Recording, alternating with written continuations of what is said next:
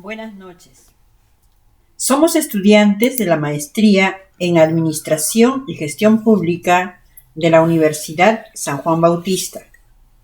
Vamos a realizar una entrevista al economista señor Héctor Jorge Orozco Francia, especialista en inversión pública y director del Colegio de Economistas de Lima.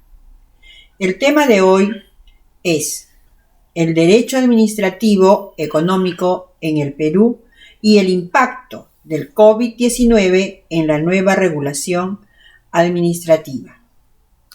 Muy buenas noches, señor economista. Buenas noches. También agradeciendo en esta oportunidad la entrevista realizada por ustedes, estudiante de la maestría de la Universidad San Juan Bautista. En esta oportunidad le queremos hacer algunas preguntas muy breves. 1. El denominado derecho económico o análisis económico del derecho, ¿qué ventajas nos ofrece en el diseño de las políticas públicas? Bien, considerando que los enfoques entre gobiernos, entonces es pertinente considerar políticas públicas que desarrollen una democracia real, una democracia con libertad humana. Eso significa pues una igualdad y que las personas tengan ese derecho inalienable de decidir por la mejor alternativa para un desarrollo social. Muy bien. 2.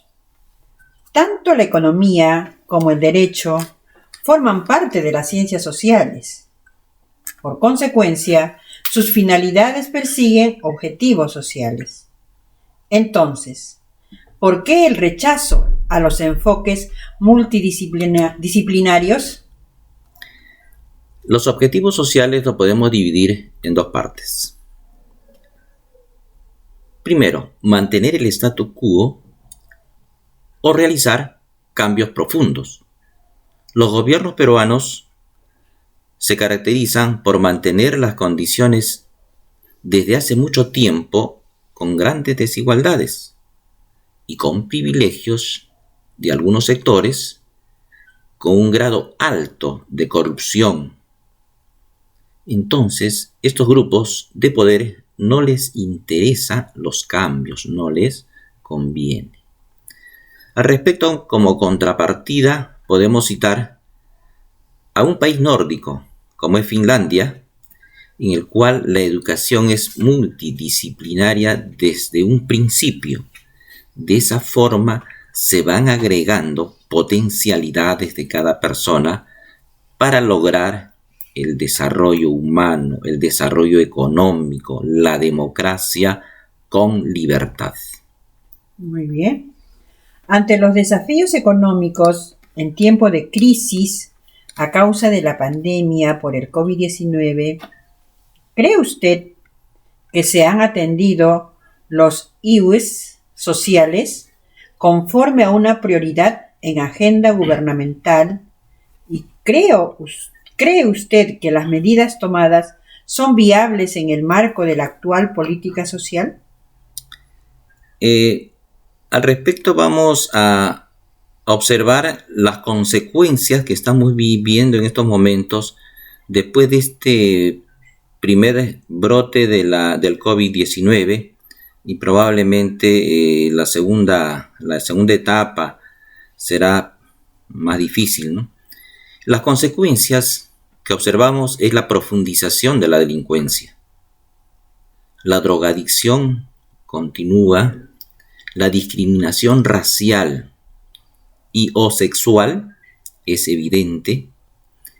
La pobreza se ha agudizado, hay un mayor aumento de pobreza extrema y la pobreza extrema se debe traducir como hambruna, tal como lo define la CEPAL, que ya ha puesto en conocimiento a los gobiernos latinoamericanos y el Caribe de las consecuencias funestas de este COVID-19 con relación a la hambruna en este sector del mundo.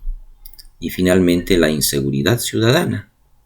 Todo lo padecemos, tenemos que estar muy alertas porque cada vez es más evidente, es más difícil transitar por nuestra ciudad y también en casa.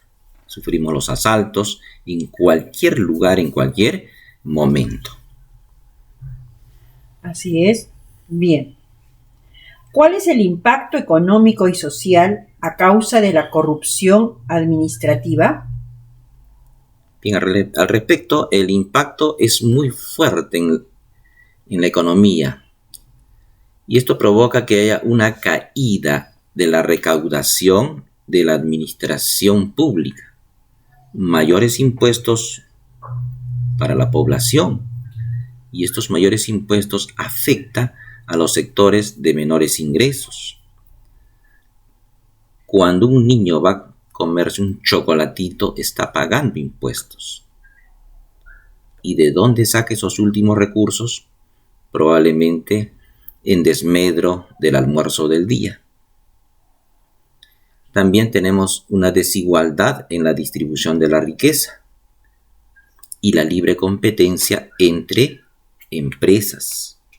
También afecta a las empresas, especialmente en el caso peruano, y hablemos a nivel de Latinoamérica, ¿no? A las microempresas, en el que ellos requieren por ahora capacitación, orientación, intervención por parte del Estado. Muy bien. Las estadísticas del buen gobierno en el caso del Perú son cifras en rojo. ¿Qué indicadores nos permiten realizar una escala? Bien, hay muchos indicadores, pero en esta oportunidad me voy a remitir a los indicadores del Banco Mundial que ha desarrollado entre muchos países a nivel mundial para consensuar parámetros que sean válidos a nivel de los diferentes continentes del mundo. En primer lugar tenemos la voz y rendición de cuentas que deben hacer los gobiernos en todos los niveles. Por ejemplo, en el caso peruano, el gobierno central, los gobiernos regionales y los gobiernos locales. La pregunta es, ¿hay esa rendición de cuentas? Queda para el análisis objetivo acerca de este primer punto. El segundo punto corresponde a la estabilidad política y ausencia de violencia. ¿Tenemos estabilidad política? La respuesta es negativa.